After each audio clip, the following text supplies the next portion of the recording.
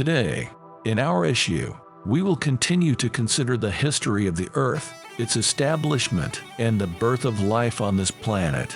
Currently, our land is covered with a variety of vegetation, including mosses and huge ferns, up to 13 meters high.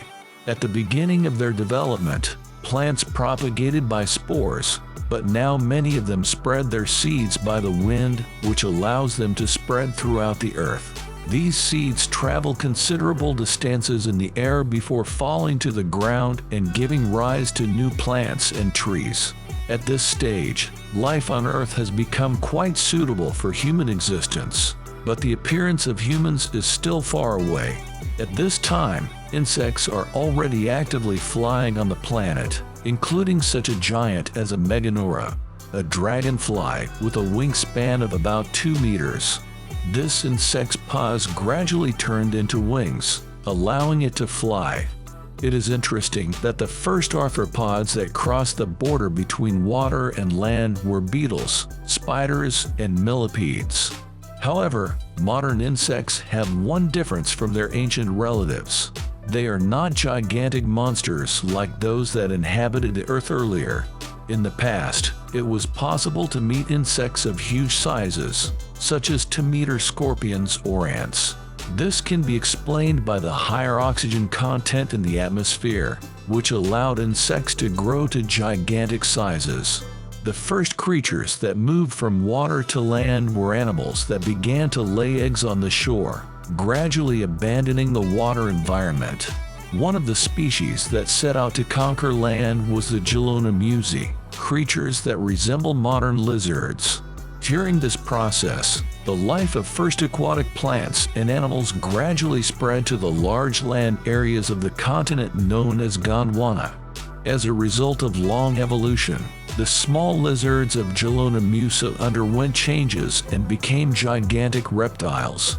Some of these creatures, which were the first to reach gigantic sizes, for example, representatives of the order Escutazaviar, became the direct ancestors of modern turtles.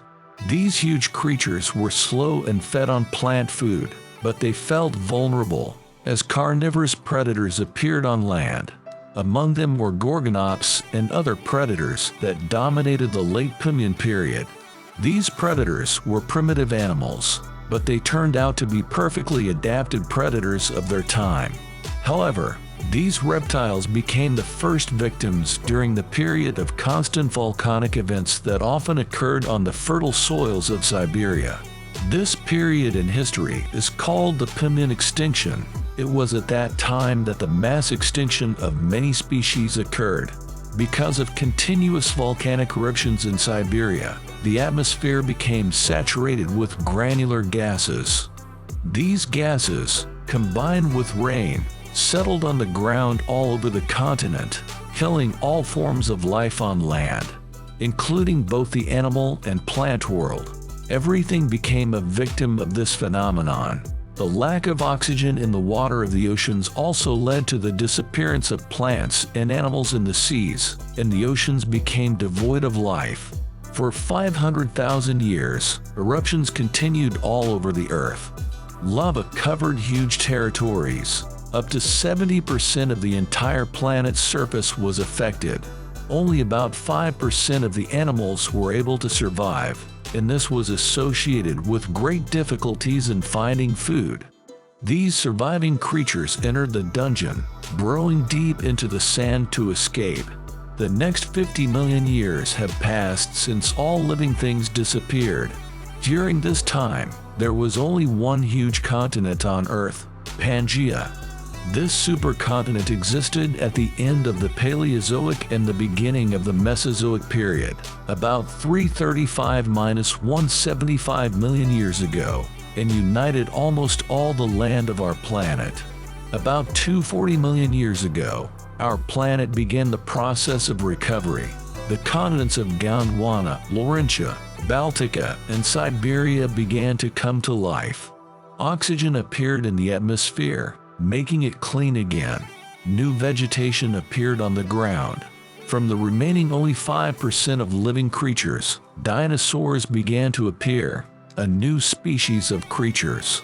The first dinosaurs came from those reptiles that survived the Permian extinction. Dinosaurs Amazo-VR and Amazo-VR, more than 4 meters tall, were slow and vulnerable. They were herbivores and became prey for the first dinosaur predators, such as Dilophosaurus. New predators, reminiscent of fast and agile dinosaurs and raptors, appeared 190 million years ago. Earth's plates began to move again, and one of the wonders of the world happened: the separation of the supercontinent Pangaea. The Earth began to split in the future place of the Middle East. This event led to the mass death of marine life, layer by layer, including dead fish and plankton. This material accumulated on the seabed, which was then covered by rocks for 10 million years.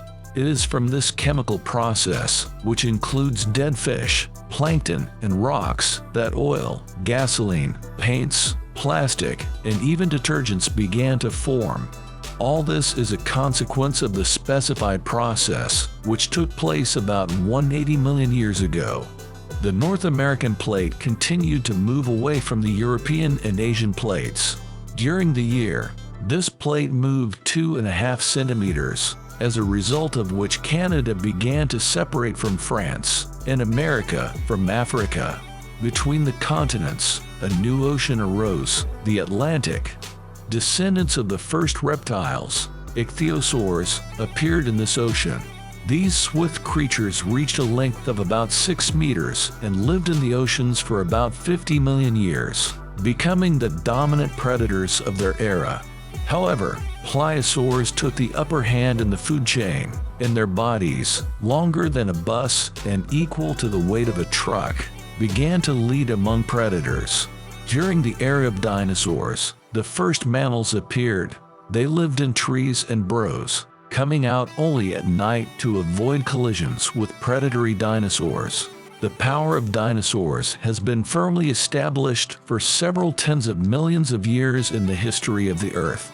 At that time, a huge asteroid with a radius of about 10 kilometers and a speed of 70,000 kilometers per hour was heading towards the Earth. His way lay across the Gulf of Mexico to the coast of Yucatan Island. From the impact, a terrible shock shook the Earth, and the asteroid itself instantly disappeared. The energy released as a result of the collision was comparable to the energy of millions of atomic bombs. Thousands of kilometers from the point of impact, cobblestones fell, some of which were the size of an entire city block. Tsunamis hit the coast, and fiery lava and rock spread across the planet. The temperature on the Earth's surface rose to 275 degrees Celsius. For several months, due to the smoke and ash, sunlight could not penetrate to the surface of the Earth. The era of dinosaurs, which lasted 165 million years, ended and the dinosaurs died. However, some mammals were able to survive. They hid in the ground and asked for any available food, which contributed to their survival. About 40 million years ago, a new stage of evolution began, the evolution of mammals. At that time, there lived creatures similar to lemurs. These inhabitants could be ancestors of monkeys, which probably gave rise to our evolution. Living conditions then were in many ways reminiscent of modern ones. However, the displacement of the continents continued, and it continues to influence our peace to this day. Mountains rise, plains change, continents shift, and this affects the entire planet. The melting snow from the mountains pours into the rivers, making them much more powerful. The modern Himalayas play an important role in providing water to a significant part of the world's population. Approximately 4 million years ago, primates living in Africa began to show abilities similar to human ones. At that time, the mountains surrounding the jungle prevented the rivers from flowing freely and polluting the fertile lands. African forests and jungles began to turn into savannas. The animals were forced to look for food and water in other places, which forced the monkeys to relocate and cover long distances for survival. In such conditions, monkeys began to stand on their hind legs and gradually develop this method of locomotion. Evolution continued, and about 1.5 million years ago, a new species appeared, an early type of upright man. About 70,000 years ago, the level of the seas and oceans began to fall, connecting Africa and Arabia. This allowed ancient tribes to cross the sea from Africa to another continent. According to scientists, our ancestors could have originated from one of these tribes, consisting of approximately 200 upright people. Over time, people began to multiply and spread across different continents, Europe and Asia. About 40,000 years ago, climatic changes began in Europe, and a cold period began, which ended with an ice age. About 20,000 years ago, the glaciers began to retreat, but a significant part of the land remained covered with ice. This was replaced by the appearance of new landscapes, and through the horizontal strip of land formed between Siberia and Alaska. This was replaced by the appearance of new landscapes, and through the horizontal strip of land formed between Siberia and Alaska, people began to penetrate into new places, including the future America. About 14,000 years passed, when the Ice Age finally receded, and the surface of the Earth began to change. Most of the ice retreated to the poles, leaving the Arctic and Antarctic ice covered. This is how our era began, and we reviewed the short but rich history of the Earth. It lasted for 4.5 billion years. If you like this story, like it and leave your comments.